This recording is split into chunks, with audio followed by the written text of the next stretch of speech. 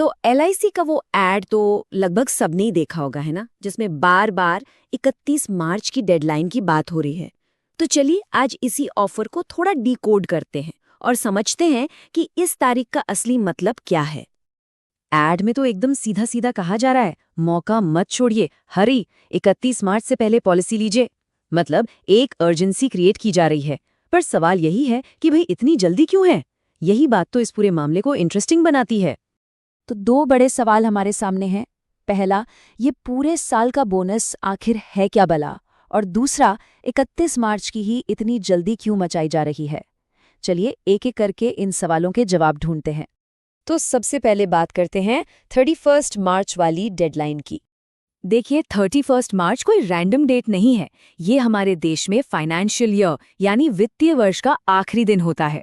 तो फंडा ये है कि जो भी पॉलिसी इस तारीख तक या इससे पहले ली जाती है वो उस पूरे साल के लिए मिलने वाले बोनस के लिए एलिजिबल हो जाती है। ओके, तो डेडलाइन का फंडा तो समझ आ गया, लेकिन अब आते हैं मेन चीज पर। ये बोनस जिसका इतना जिक्र हो रहा है, ये आखिर है क्या? चलिए इसको भी समझते हैं। तो आसान भाषा में समझे तो बोनस का मतलब है एलआईसी को जो भी मुनाफा होता है उसका एक हिस्सा जो वो अपने एलिजिबल पॉलिसी होल्डर्स के साथ शेयर करती है। और हाँ, यहाँ एक बहुत ज़रूरी बात याद रखने वाली है, ये कोई गारंटीड रिटर्न या फिक्स्ड इंटरेस्ट नहीं है। ये पूरी तरह से कंपनी के मुनाफे पर, उसकी परफॉर्मेंस पर डिपेंड करता है। और ऐसा नहीं है कि ये कोई नई स्कीम है जो अभी अभी आई है। नहीं, ये एक पुरानी प्रैक्टिस है। ये सब एलआईसी एक्ट ऑफ 1956 के तहत होता है, जिसमें ये प्रॉफिट शेयरिंग का पूरा सिस्टम बना हुआ है। अच्छा, अब जो नंबर स्क्रीन पर है वो काफी इंटरेस्टिंग है, 95%। ये नंबर आता कहाँ से है? तो जो एड का फाइन प्रिंट है उसके हिसाब से एलआईसी अपने सालाना मुनाफे का 95% हिस्सा अपने पॉलिसी होल्डर्स में बोनस के तौर पर बांट देती है और जो बाकी का 5% बचता है वो जाता है केंद्र सरकार को। ठीक है, तो 95% प्रॉफिट शेयर होता है, ये तो पता चल गया। पर सवाल ये है कि इसका मैकेनिज्म क्या है? मतलब ये बोनस काम कैसे करता है? पॉलिसी होल्डर तक ये पहुंचता कैसे है? तो देखिए, इसका प्रोसेस कुछ ऐसा है। सबसे पहले तो एलआईसी अपने बिजनेस और इन्वेस्टमेंट से मुनाफा कमाती है। फिर जैसा हमने देखा, उस मुनाफे का 95% हिस्सा पॉलिसी होल्डर्स के लिए अलग रख दिया जाता है। इसी हिस्से को बोनस के तौर पर बांटा जाता है। और किसको कितना मिलेगा, ये इस बात पर डिपेंड करता है कि उनकी पॉलिसी का सम इंश्योर्ड यानी बीमा राशि कितनी है। तो यहाँ पर सबसे इंपॉर्टेंट पॉइंट यही है, जो बोनस है वो सीधा सीधा पॉलिसी के सम अश्योर्ड से जुड़ा हुआ है।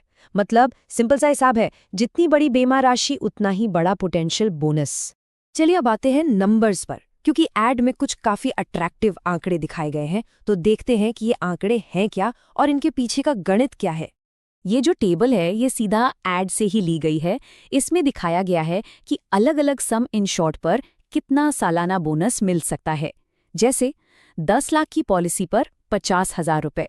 लेकिन यहाँ एक बहुत बड़ा लेकिन है, ये नंबर्स गारंटीड नहीं है। ये सिर्फ एक प्रोजेक्शन, एक अनुमान है। तो सवाल उठता है कि ये अनुमान लगाया कैसे गया? इसका जवाब भी एड के फाइन प्रिंट में ही छुपा है। वहां लिखा है illustrative bonus projection at RS 50 average. और बस यही वो लाइन है जो इस पूरे कैलकुलेशन का राज खोलती है। तो देखिए, गणित बहुत सिंपल है। चलिए 10 लाख की पॉलिसी का ही एग्जाम्पल लेते हैं। इसमें क्या किया गया, जो सम एश्योर्ड है यानी 10 लाख रुपए, उसे 1000 से डिवाइड किया और फिर जो आया उसे 50 रुपए के उस एवरेज रेट से मल्टीप्लाई कर दिया और बूम, आ गया 50,000 रुपए का अनुमानित बोनस। तो ये है उस एड में दिखाए गए नंबर्स के पीछे का मैथ्स। तो इस पूरे बातचीत का निचोड़ क्या है? चलिए जो सबसे जरूरी पॉइंट्स हैं उन्हें फटाफट से एक बार देख लेते हैं। पहली और सबसे जरूरी बात, बोनस एलआईसी के प्रॉफिट का हिस्सा है, कोई गारंटीड इंटरेस्ट नहीं। दूसरी बात, ये कैलकुलेट होता है पॉलिसी के सम एश्योर्ड के आधार पर। तीसरी बात, 31 मार्च की डेडलाइन सिर्फ उस साल के प्रॉफिट शेयरिंग में शामिल होने की कट ऑफ डेट है। और आखिरी बात, एड में जो भी नंबर्स दिखाए गए हैं वो सिर्फ एक कैलकुलेशन पर आधारित अनुमान है, कोई पक्का वादा नहीं।